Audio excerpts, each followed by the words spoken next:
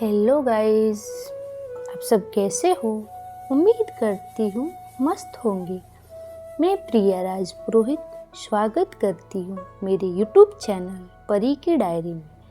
आज मैं सुनाऊंगी आपको एक रहस्यमय कहानी।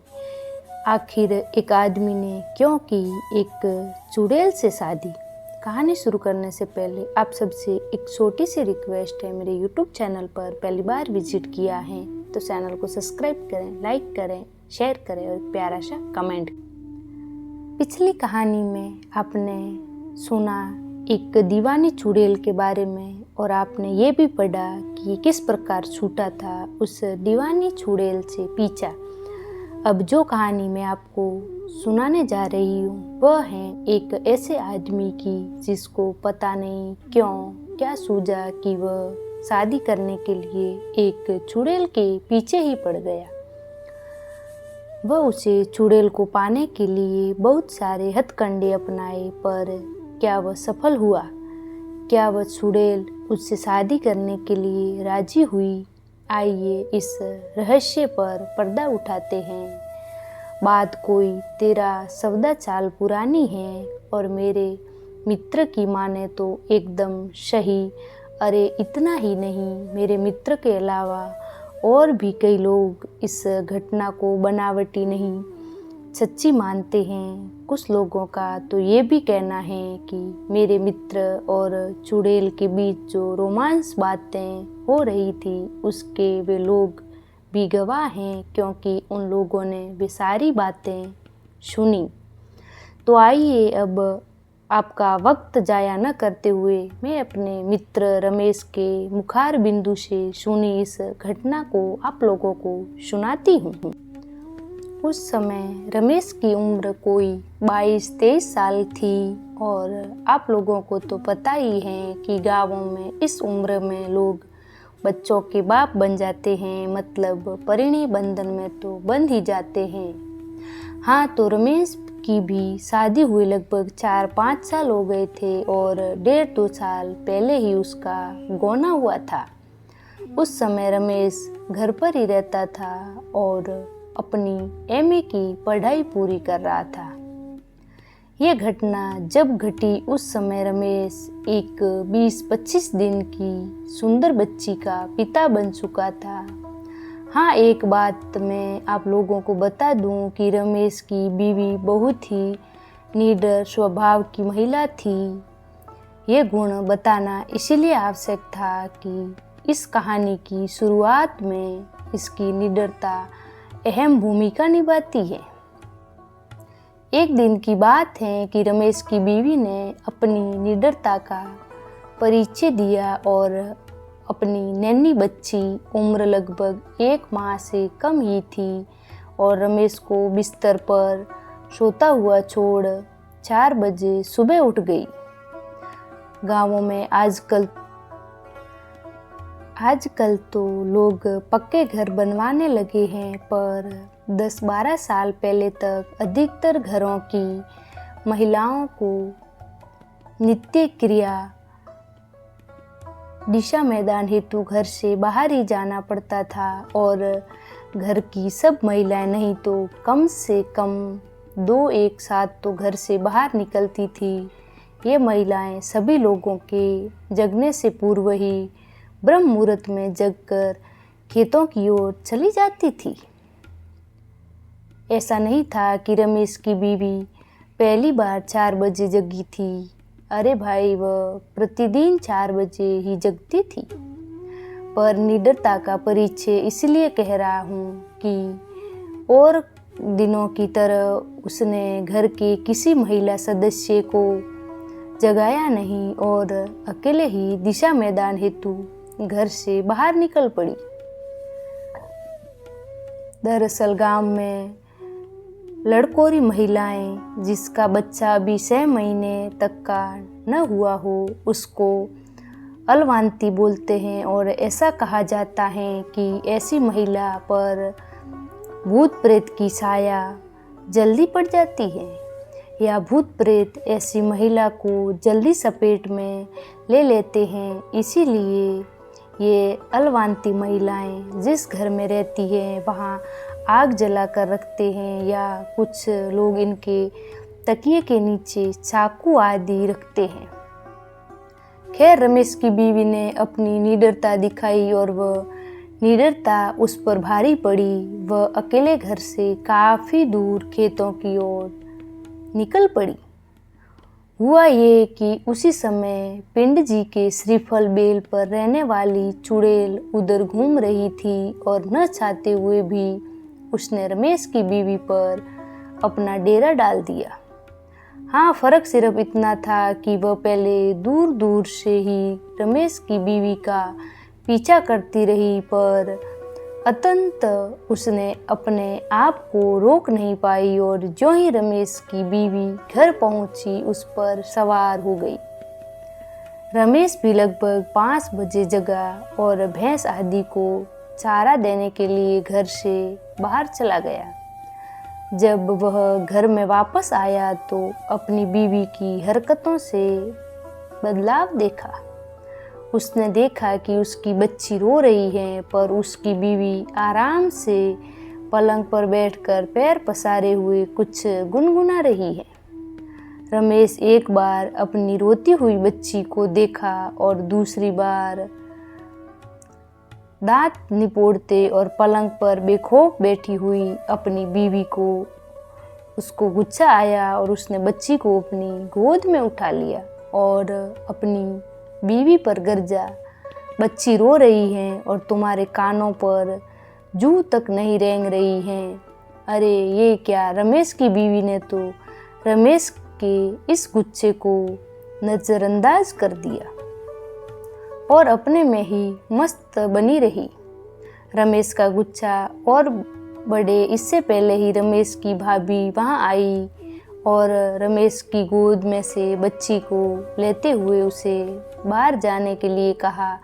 अरे ये क्या! रमेश का गुस्सा तो अब और भी बढ़ गया। उसे समझ में नहीं आ रहा कि क्या आज हो रहा है। जो औरत उसकी बीवी अपने से बड़ों के उस घर में आते ही पलंग पर से खड़ी हो जाती थी, वही बीवी आज उसके भाभी के आने के बाद भी पलंग पर आराम से बैठ रही है, मुस्कुरा रही है। खैर, रमेश तो कुछ नहीं समझा, पर उसकी भाभी को सब कुछ समझ में आ गया और वे हंसने लगी। रमेश को अपनी भाभी को हंसता मूर्खतापूर्ण लगा और वह अपने भाभी से बोल पड़ा। अरे आपको क्या हुआ? ये उल्टी पुल्टी हरकतें कर रही हैं और आप हैं कि हंसे जा रही हैं। रमेश के इतना कहते ही उसकी भाभी ने उसे मुस्कुराते हुए ज़बरदस्ती बाहर जाने के लिए कहा और ये भी कहा कि बाहर से दादाजी को बुला लीजिए। भाभी के इतना कहते ही कि दादाजी को बुला लाइए, रमेश सब समझ गया और वह बाहर न जाकर अपनी बीवी के पास ही पलंग पर बैठ गया। इतनी ही देर में रमेश के घर की सभी महिलाएं वहाँ एकत्रित हो गई थी और अगल बगल के घरों के भी कुछ नर नारी।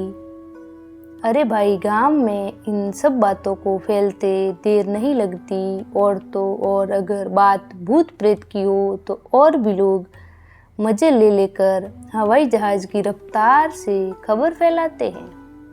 हाँ, तो अब मैं आपको बता दूं कि रमेश के कमरे में लगभग 10-12 मर्द औरतों का जमावड़ा हो चुका था और रमेश ने भी सबको मना कर दिया कि यह खबर खेतों की ओर गए दादाजी के कान तक नहीं पहुंचनी चाहिए। दरअसल वह अपने आप को लोगों की नज़रों में बहुत बुद्धिमान और निडर साबित करना चाहता था। वह तनकर अपनी बीवी के सामने बैठ गया और अपनी बीवी से कुछ जानने के लिए प्रश्नों की बौछार शुरू कर दी। रमेश, कौन हो तुम? रमेश की बीवी ने कुछ न बोली, केवल मुस्कुरा कर रह गई। रमेश ओझाइयों की तरह फिर घुर्राया। मुझे ऐसा वैसा न समझ, मैं तुमको भस्म कर दूंगा। रमेश की बीवी फिर से मुस्कुराई, पर इस बार थोड़ा तनकर बोली, तुम चाहते क्या हो? बहुत सारे लोगों को वहाँ पाकर रमेश थोड़ा अकड़बाजों जैसा बोला, तुम मत बोल, मेरे साथ रिस्पेक्ट से बात कर। तुम्हें पता नहीं कि मैं ब्राह्मण कुमार हूँ और उस पर भी बजरंग बली का भक्त हूँ। रमेश के इतना कहते ही उसकी बीवी चुड़ैल से पीड़ित थोड़ा चपक्का कर बोली, मैं पंडित जी के श्रीफल पर की चुड़ैल हूँ। अपनी बीवी के मुख से इतना सुनते ही तो रमेश को और भी जोश आ गया। उसे लगने लगा कि अब मैं वास्तव में इस पर काबू पा लूँगा। वहाँ खड़े लोग कौतूहलपूर्वक रमेश और उसकी बीवी की बातों को सुने रहे थे और मन ही मन प्रसन्न हो रहे थे। अरे भैया, मनोरंजन जो हो रहा था उनका। रमेश फिर बोला, अच्छा, पर तूने इसको पकड़ा क्यों? तुमने पता नहीं कि ये एक ब्राह्मण की बहू है और नियमित पूजा पाठ भी करती हैं। रमेश की चुड़ैल पीड़ित बीवी बोली, मैंने इसको जानबूझकर नहीं पकड़ा, इसको पकड़ना तो मेरी मजबूरी हो गई थी। यह इस हालात में अकेले बाहर गई क्यों? खैर, अब मैं जा रही हूँ, मैं खुद ही अब अधिक देर यहाँ नहीं रह सकती। रमेश अपने बीवी की इन बातों को सुनकर बोला, क्यों, क्या हुआ? डर गई न मुझसे? रमेश के इतना कहते ही फिर उसकी बीवी मुस्कुराई और बोली, तुमसे क्या डर? मैं तो उससे डर रही हूँ जो इस घर पर लपक रहा है और मुझे जला रहा है। अब उसका ताप मुझसे सहन नहीं हो रहा है। दरअसल बात ये थी कि रमेश के घर के ठीक पीछे एक पीपल का पेड़ था और गांव वाले उस पेड़ को बांसदेव बाबा कहते थे। लोगों का विश्वास था कि इस पेड़ पर कोई अच्छी आत्मा रहती है और वह सबकी सहायता करती है। कभी कभी तो लोग उस पीपल के नीचे जानवर आदि भी चढ़ाते थे। और हाँ, इस पीपल की एक डाली रमेश के घर के उसी कमरे पर लटक रही थी जिससे रमेश की बीवी रहती थी। चुड़ैल अपनी बीवी की बात सुनकर रमेश हंसा और बोला, जहाँ मत, यहीं रह जा। जैसे हमारी एक बीवी है वैसे ही तुम एक और। रमेश के इतना कहते ही वह चुड़ैल हंसी और बोली, यह संभव नहीं है, पर तुम मुझसे शादी क्यों करना चाहते हो? रमेश बोला, अरे भाई, गरीब ब्राह्मण हूँ, कुछ कमाता धमाता तो हूँ नहीं। तू रहेगी जो थोड़ा धन दौलत लाती रहेगी। रमेश के इतना कहते ही वह चुड़ैल बोली, तुम बहुत चालू हो। और हाँ, ये भी सही है कि हमारे पास बहुत सारा धन है, पर उस पर हमारे लोगों का पैरा रहता है। अगर कोई इंसान वह धन लेना चाहे तो हम लोग उसका अहित कर देती है। हाँ, और एक बात, और वह धन तुम जैसे जीवित प्राणियों के लिए नहीं है।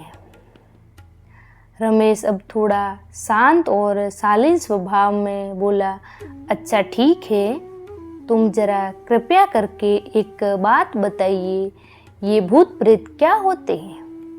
क्या तुमने कभी भगवान को देखा है? आखिर तुम कौन हो? क्या पहले तुम भी इंसान ही थी? चुड़ैल भी थोड़ा शांत थी और शांत थे वहाँ उपस्थित सभी लोग, क्योंकि सब लोग इन प्रश्नों का उत्तर जानना चाहते थे। चुड़ैल ने एक गहरी सांस भरी और कहना आरंभ किया, भगवान क्या है मुझे नहीं मालूम, पर कुछ हमारे जैसी आत्माएं भी होती हैं जिनसे हम लोग बहुत डरते हैं और उनसे दूर रहना ही पसंद करते हैं। हम लोग उनसे क्यों डरती हैं ये भी मुझे पता नहीं। वैसे हम लोग पूजा पाठ करने वाले लोगों के पास भी भटकना पसंद नहीं करते और मंत्रों आदि से भी डरते हैं और दूर रहते हैं। रमेश फिर पूछा, खैर ये बताओ कि तुम इसके पहले क्या थी, तुम्हारा घर कहाँ था, तुम चुड़ैल कैसे बन गई? चुड़ैल ने रमेश की बातों को अनसुना करते हुए कहा, नहीं नहीं, अब मैं जा रही हूँ, अब और मैं यहाँ नहीं रुक सकती। वे आ रहे हैं। चुड़ैल के इतना कहते ही कोई तो कमरे में प्रवेश किया और रमेश को डांटा, रमेश ये सब क्या हो रहा है, क्या मजाक बना कर रखे हो? रमेश कुछ बोले इससे पहले ही क्या देखता है कि उसकी बीवी से ने साड़ी का पल्लू झट से अपने सर पर रख लिया और हड़बड़ा कर पलंग पर से उतरकर नीचे बैठ गई और धीरे धीरे मेरी बेटी कहते हुए रमेश की भाभी की गोद से बच्ची को लेकर दूध पिलाने लगी। रमेश ने एक दृष्टि अपने दादाजी की ओर डाला और मन ही मन बुदबुदाया, आपको अभी आना था, सब खेल बिगाड़ दिए, आधे घंटे बाद आते तो क्या बिगड़ जाता। आई होप स्टोरी सुनने में आपको अच्छी लगी होगी। मेरी स्टोरी आपको अच्छी लग रही हो तो यूट्यूब चैनल को सब्सक्राइब करें।